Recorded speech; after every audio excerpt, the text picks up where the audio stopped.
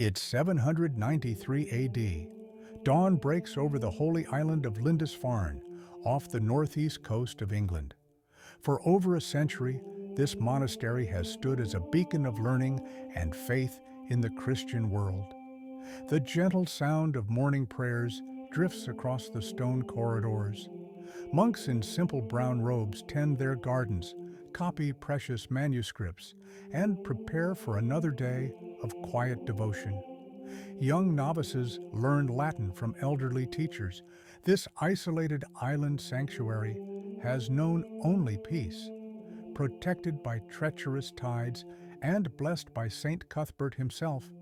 The monks believe they are safe from the violent world beyond their shore. Meanwhile, across the gray expanse of the North Sea, death approaches on the wind. These are not merchants or peaceful travelers. These are Norsemen, Vikings from the fjords of Norway, driven by tales of undefended wealth across the water.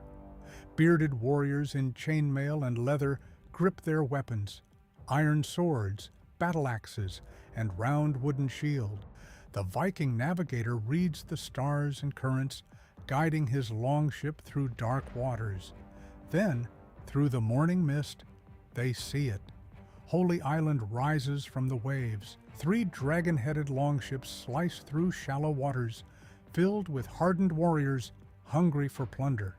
The Viking Age in Britain has officially begun. On the windswept shore, Viking warriors gather in hushed whispers, plotting their deadly assault.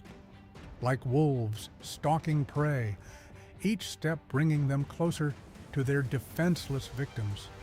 Peaceful monks tend their gardens, completely unaware that death watches from the waves. The raiders press against the cold stone walls, peering inside at their unsuspecting targets. Holy men lost in prayer and daily worship.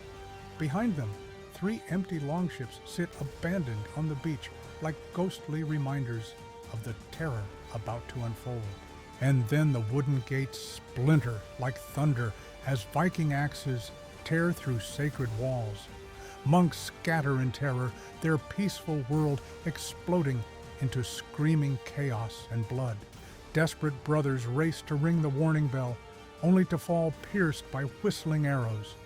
The raiders' eyes burn with greed as they discover monastery gold, more treasure than they ever dreamed. Holy manuscripts are trampled underfoot as monks weep and hide beneath tables. Behind barred doors, the last survivors kneel in desperate prayer, begging God to deliver them from this nightmare that has shattered their sacred sanctuary forever. With blood-stained hands, the Vikings clutch golden crosses, their eyes burning with greed, wealth they never imagined existed in this Christian world. Drunk on wine and victory, smashing barrels in wild celebration. Terrified monks are bound with rope, destined for slavery in distant Norse lands. Even sheep and cattle become prizes of war. These sea wolves touch farming tools with wonder, as if holding magic from another world. Hidden elders weep in shadows, witnessing their world's end. As treasure-heavy longships prepare to sail, flames devour everything sacred, ancient books, holy walls, and centuries of faith reduced to ash and ember, leaving only smoke and silence where peace once lived. After looting and loading the treasures in ships, Vikings sail away across the sea, loaded with gold and captured monks. The Vikings sit in their boats drinking wine from stolen cups, celebrating what they have taken. They look at a golden statue of Mary with wonder it is never seen before. In the distance, fires burn on the mountains, sending signals the Vikings do not understand. Soon, dark clouds appear in the sky, and the ocean becomes rough. The monks feel sick on the moving boats, while the Vikings laugh at them. Far away, smoke still rises from the island they destroyed, showing that the Viking Age has begun and life will never be the same. Messengers on exhausted horses carry the unthinkable news along Roman roads. A Christian monastery has been attacked by pagan raiders from the sea. At Canterbury, monks received the news with horror and disbelief.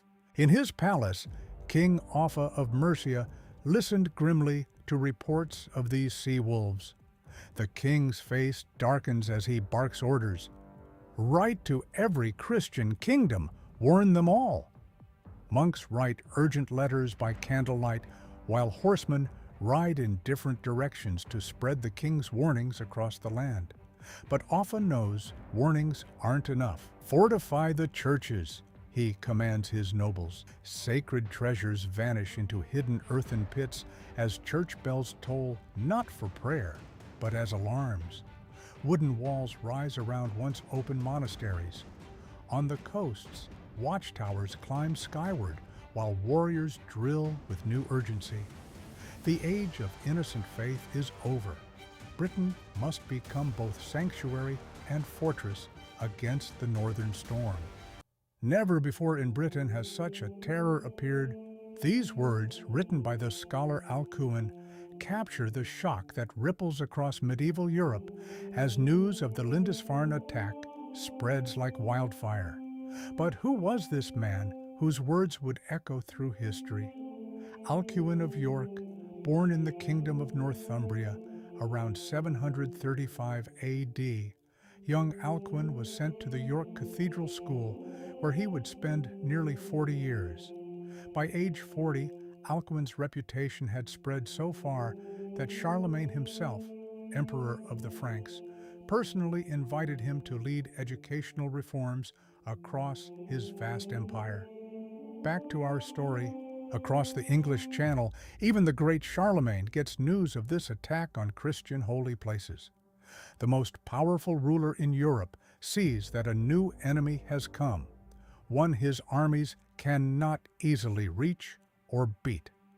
The raids shock Britain's trade. Coastal ports empty as merchant ships run to safer waters. Markets once full of traders now stand silent. But the Anglo-Saxons fight back. Shipbuilders work hard to build faster warships to catch Viking raiders. Fear turns into strength. Britain's navy wakes up. In monastery writing rooms, monks stop their holy work to record Viking attacks. Their colorful books now show Viking warriors fighting alongside holy saints.